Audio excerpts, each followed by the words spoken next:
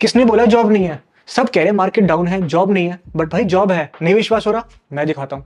ये देखो इस पोर्टल पे, ये देखो इस कंपनी में जावा डेवलपर की जॉब ओपनिंग है। ये क्या मांग रहे हैं? माइक्रो सर्विसेज मांग रहे हैं, स्प्रिंग बूट की नॉलेज मांग रहे हैं, हाइबरनेट मांग रहे हैं।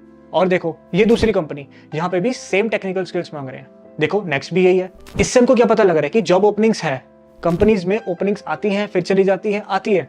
वो एक टाइम पीरियड आता है अप्रेजल का, जब एम्प्लॉइज को अपनी डिजायर्ड सैलरी नहीं मिलती या फिर उनको हाइक्स नहीं मिलते, वो उससे डिसअपॉइंट होकर कंपनी छोड़ देते हैं। जब वो कंपनी छोड़ते हैं तो उस कंपनी में न्यू रिक्वायरमेंट खुल जाती है, वो कोई और कंपनी ज्वाइन करते हैं। तो एक पीरियड आता है अप्रेजल टाइम का जब ओपनिंग्स होती हैं, एंड ये पीरियड उस टाइम पे तो बहुत ज्यादा होती है, बल्क हायरिंग होती है। बट ऐसा पीरियड भी आता है जब जॉब ओपनिंग्स होती है बट नॉर्मल हायरिंग चल रही होती है, बहुत ज्यादा पेस पर नहीं चलती हायरिंग। तो देखो कंपनीज में जॉब ओपनिंग है, but the problem is company को स्किल्ड बंदे नहीं मिलते। स्किल्ड बंदे कौन होते हैं? जो कंपनी को पैसा बना के दे। कंपनी बिजनेस कर रही है एंड बिजनेस में उनको प्रॉफिट चाहिए, तो इसका मतलब क्या है? हमें अपने आप को ऐसा बनाना है कि हम कंपनी को पैसा बना के दे। हेलो गाइज, मेरा नाम जगजोत सिंह है, मैं सॉफ्टवेयर डेवलपर हूं with an experience of 3 years। Welcome to Geeks for Geeks, the one stop solution for all your coding problems. देखो यार, मुझे भी पता है कंफ्यूजन बहुत होता है। आप एक कॉलेज स्टूडेंट हो, आपके सामने इतने सारे ऑप्शंस होते हैं कि क्या क्या पढ़ना है, सी, C++, पाइथन। तो यार मैं अगर आपको एक सजेशन दूं, एक ऐसी कोडिंग लैंग्वेज जो बहुत पुरानी है, आज की डेट पे वाइडली यूज्ड है एंड उसमें जॉब ओपनिंग बहुत है, मार्केट बहुत अच्छी है, तो वो लैंग्वेज है जावा। आप सभी ने सुना होगा उसके बारे में। अब हम उसके बारे में बात करेंगे कि हम कैसे तैयार कर सकते हैं। बट तैयार करने से पहले हम बात करते हैं कि हमारे पास क्या क्या ऑप्शंस है उसमें करने के लिए। तो यार आप लोग Amazon तो यूज करते होंगे, राइट? Amazon हो गया, फ्लिपकार्ट हो गया, और भी ऐसी वेबसाइट्स हैं। ये सब एक ही डोमेन की है। इस डोमेन को बोलते हैं लॉजिस्टिक्स एंड सप्लाई चेन। तो इस डोमेन में बैकएंड पे जावा बहुत यूज होती है। Like I am not saying कि Amazon जावा यूज कर रहा है, बट यस, इस डोमेन में जावा लैंग्वेज बहुत ज्यादा यूज होती है। बहुत सारे प्रोजेक्ट्स हैं कंपनीज के पास एंड वो इस चीज को जावा स्प्रिंग बूट में काम करवा रहे हैं। मैं भी इसी फील्ड में काम कर रहा हूँ। मैं एक लॉजिस्टिक्स एंड सप्लाई चेन के प्रोजेक्ट पर काम कर रहा हूँ in Java language. And yes, banking sector भी हमारे पास है जिसमें HDFC, कोटक एंड बहुत सारे बैंक्स हैं। इन सब बैंक्स में भी जावा लैंग्वेज बैकएंड पे वाइडली यूज होती है। तो ये देखो कि ये दो ऐसे सेक्टर्स हैं, ऐसे और भी सेक्टर्स हैं जहाँ पे जावा यूज हो रही है and industry mainly in sector से चल रही है। तो इतना तो पता लग रहा है कि जावा लैंग्वेज ऐसे नहीं खत्म होने वाली। जावा लैंग्वेज की ओपनिंग्स बहुत है एंड बहुत बनती रहेंगी, एंड को रिप्लेस करना भी चाहेगा तो इतना ईजी नहीं है। कोई नई लैंग्वेज इतनी इजीली जावा को रिप्लेस नहीं कर सकती। जावा मेनली बैकएंड सिस्टम्स पर यूज होती है। जैसे हम बहुत सारे फ्रेमवर्क्स पर काम करते हैं। पहले एक फ्रेमवर्क था स्ट्रट्स फ्रेमवर्क, अभी भी वाइडली यूज होता है, बट अब स्ट्रट्स के बाद आया स्प्रिंग आया, स्प्रिंग भी यूज करने लगे। स्प्रिंग में कुछ एडवांसमेंट आई, फिर स्प्रिंग बूट आ गया, और स्प्रिंग बूट अभी लेटेस्ट चल रहा है। इसमें भी अपग्रेडेशंस आए जा रहे हैं, नई नई चीजें आ रही है, जैसे स्प्रिंग AI अभी AI को देख के आया, और भी बहुत सारी चीजें आने वाले टाइम पर आएंगी। तो हमको ये दिख रहा है कि जावा में स्कोप बहुत है, नई नई फ्रेमवर्क्स हैं जिनको हम सीख सकते हैं, खुद को तैयार कर सकते हैं।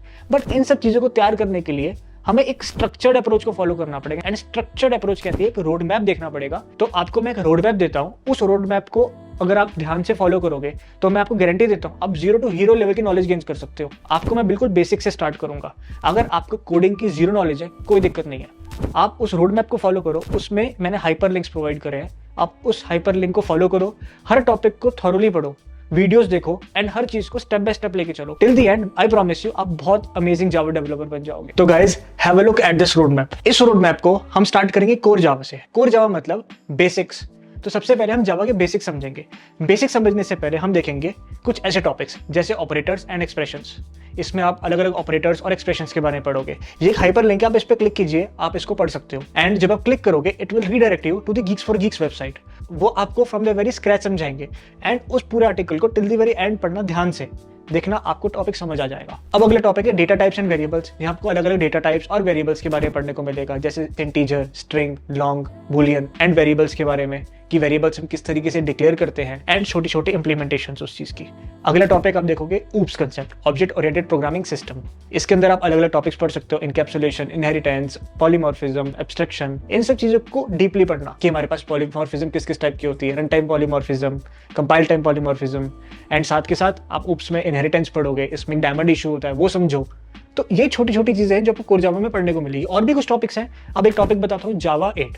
जावा का एक 1.8 वर्जन आया था, बहुत फेमस हुआ था। हम पहले जावा में क्या करते थे, किसी भी टास्क को करने के लिए मल्टीपल लाइन्स ऑफ कोड लिखते थे। जावा 1.8 आने के बाद हम मिनिमम नंबर ऑफ लाइन्स पे अपना कोड लिख सकते हैं, अपना टास्क कर सकते हैं। ये टॉपिक हर कंपनी पूछती है। जावा 1.8 के फीचर्स स्ट्रीमी पे किस तरीके से यूज करते हैं, ये सब चीजें पढ़नी जरूरी है। अगर आप कोर जावा अपना स्ट्रॉन्ग कर पाओगे तभी आप एडवांस लेवल को समझ पाओगे। तो गाइज आपको रोड मैप में दिख रहा होगा कि कोर जावा के साथ मैंने 6 पॉइंट्स अटैच किए हुए हैं।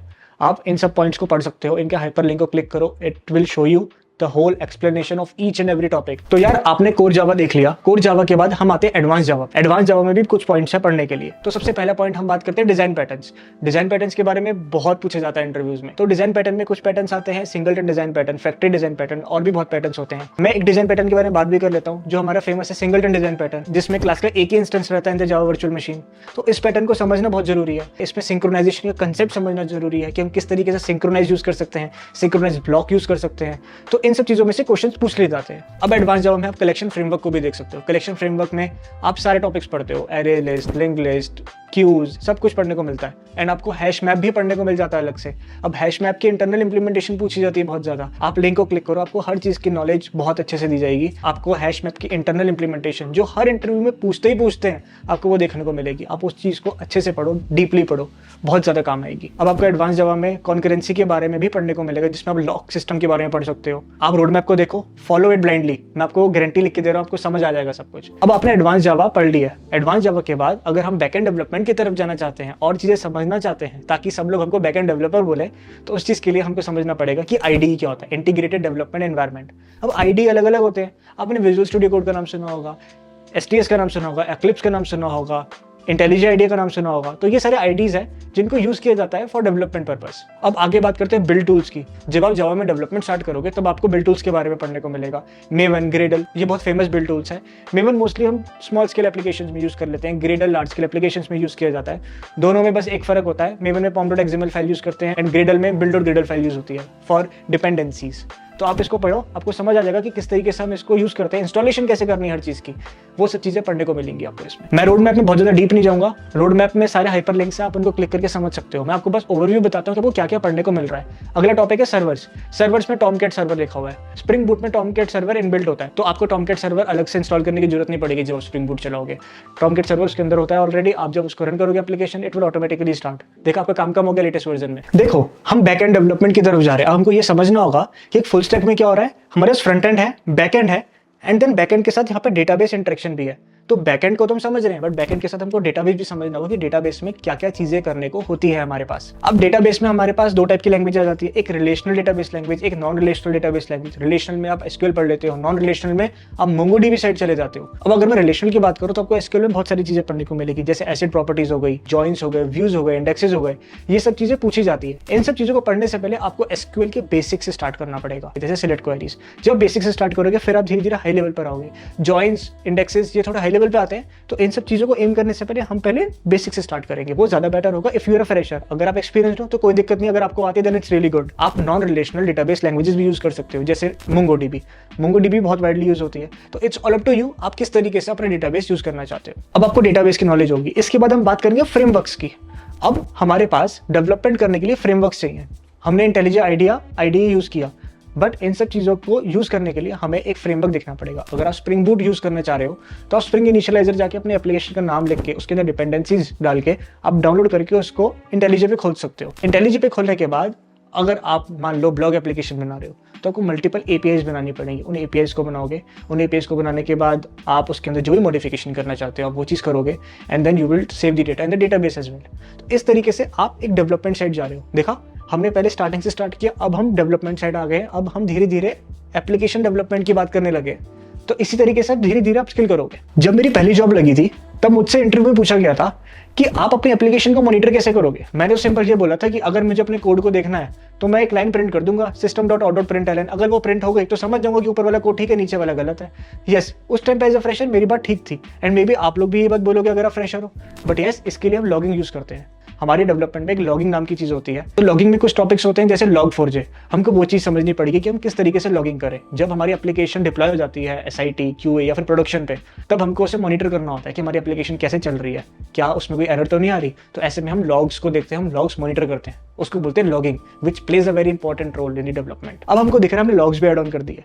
लॉग्स के साथ साथ हमको अपनी एप्लीकेशन को टेस्ट भी करना होता है। उसके डिप्लॉयमेंट से पहले हमको देखना पड़ेगा कि हमारी एप्लीकेशन सही चल रही है, क्या उसमें कोई बग्स तो नहीं आ रही, कोई एरर्स तो नहीं आ रही। तो उसके लिए हम टेस्टिंग करते हैं। टेस्टिंग के लिए हम अलग अलग टेस्टिंग करते हैं, जैसे यूनिट टेस्टिंग करते हैं, इंटीग्रेशन टेस्टिंग करते हैं, हम डिबगिंग करते हैं अपने एरर्स को निकालने के लिए। एंड हम जो फ्रेमवर्क्स यूज करते हैं वो JUnit हो गया, हम उसके अंदर मॉकिटो यूज करते हैं। अपने डेटा को मॉक करके हम चेक करते हैं कि हमारी एप्लीकेशन सही चल रही है। तो ये एक टेस्टिंग का पार्ट है कि हम किस तरीके से अपने टेस्ट केसेस लिख सकते हैं, किस तरीके से हमारा कोड काम कर रहा है हम देख सकते हैं। तो गाइस, जब आप ये सारे स्टेप्स पढ़ लोगे, इन सब चीज़ों की थॉरोली नॉलेज ले लोगे, मैं आपको गारंटी देता हूँ कि आप एक जावा डेवलपर खुद को कह सकते हो।